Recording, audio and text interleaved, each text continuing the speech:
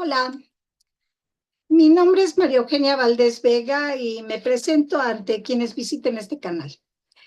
Por varias décadas fui profesora de tiempo completo en la licenciatura en Ciencia Política y la maestría y doctorado en investigación de procesos políticos dentro del posgrado en estudios sociales de la Universidad Autónoma Metropolitana en Iztapalapa, Ciudad de México.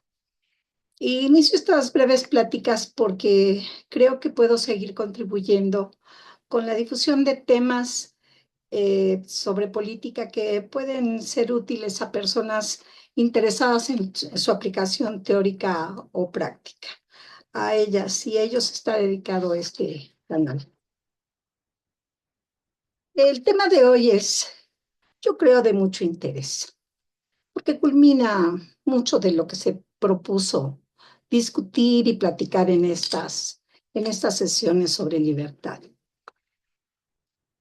El orden político que surgió en Europa durante la Edad Moderna y se desarrolló en los siglos posteriores tuvo su base en el justnaturalismo, la doctrina de los derechos humanos elaborada a partir del justnaturalismo sostiene que todas las personas, independientemente de su voluntad, tienen por naturaleza algunos derechos fundamentales, como el derecho a la vida, a la libertad, a la seguridad y a la felicidad. Para esta doctrina, el Estado no debe invadir esos derechos naturales, sino al contrario, debe respetarlos y garantizarlos frente a cualquier posible intervención. Del carácter individualista del justnaturalismo surgió el contractualismo como su expresión política. Según Norberto Bobbio, en un excelente libro que se llama Liberalismo y Democracia, justnaturalismo y contractualismo exaltan la idea de que primero está el individuo y luego la sociedad, y no al contrario, como sostenía el antiguo organicismo desde Aristóteles. Sin individualismo no hay liberalismo.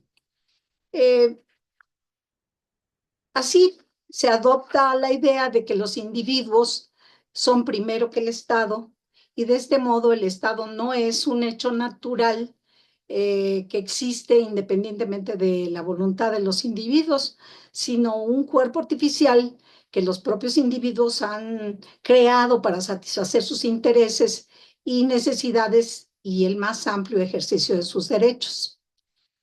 Este planteamiento sirvió de base para establecer los límites del poder y las funciones del Estado.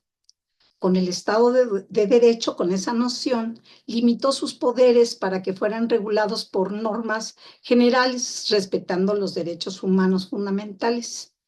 Con el Estado mínimo, limitó sus funciones, pues acotó su papel en la economía hasta hacerlo muy pequeño. El profesor Ángel Rivero marca con claridad las dos primeras etapas del liberalismo europeo. El primer liberalismo nació durante el siglo XVII en combate contra el absolutismo y el derecho divino de los monarcas, y por tal razón el Estado creado por los individuos tenía como objetivo principal proteger los derechos, sus derechos frente al propio Estado. Eh, la verdad es que, como señala Harold Lasky, si bien el liberalismo luchó por confinar la actividad gubernamental dentro del marco constitucional para que el Estado no tuviera la facultad de invadir la práctica de derechos fundamentales, fue más pronto e ingenioso en defensa de la propiedad y no para proteger y amparar bajo su beneficio a quienes no poseían nada excepto su fuerza de trabajo. Posteriormente, el liberalismo de finales del siglo XVIII y principios del siglo XIX reorientó su enfoque hacia la economía y afirmó las virtudes públicas que se derivan del libre intercambio entre los hombres. Derechos y mercados se convirtieron así en los pilares del liberalismo llamado clásico. Sin embargo, desde el siglo XIX, el liberalismo se había enfrentado al socialismo, una doctrina política, económica y social muy poderosa que defendía los derechos colectivos de los trabajadores asalariados del campo y las ciudades. y ante las nuevas desigualdades económicas producidas por la industrialización capitalista. Entonces surgió y se impuso un liberalismo que el profesor Rivero llama moderno o revisionista, el cual, preocupado por las condiciones del ejercicio de la libertad, asignó un papel ampliado al Estado para que se hiciera responsable del bienestar de los ciudadanos, de su felicidad, de la redistribución del beneficio para todos. A partir de la crisis capitalista de los años 30 del siglo XX, pero más acentuadamente después de la Segunda Guerra Mundial, se impulsó un consenso en torno a las obligaciones sociales del Estado, que incluía la provisión de servicios de salud, de educación gratuita universal, subsidio al desempleo, derecho a la vivienda, etc.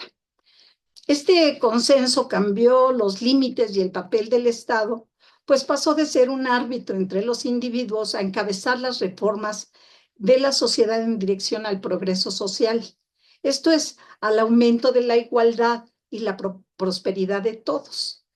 De acuerdo con el profesor Rivero, el Estado pasó de tener un papel de mero guardián de las libertades personales a convertirse en el responsable de la felicidad de los ciudadanos.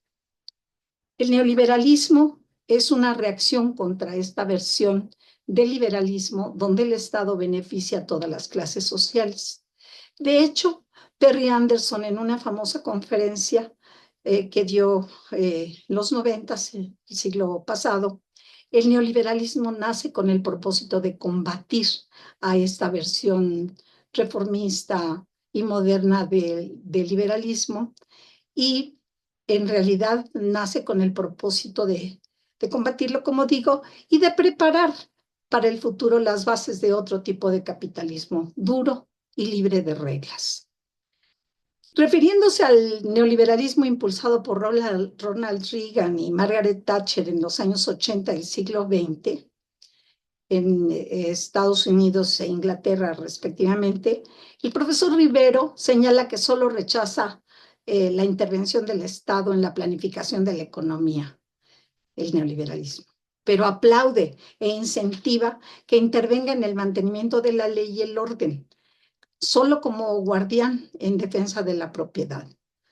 Por eso ubica al neoliberalismo como nueva derecha, y para él es ejemplo de una aproximación al liberalismo económico desde el conservadurismo británico y norteamericano. Para la próxima sesión, que va a ser la última de la segunda temporada, vamos a reflexionar sobre todo esto. Muchas gracias.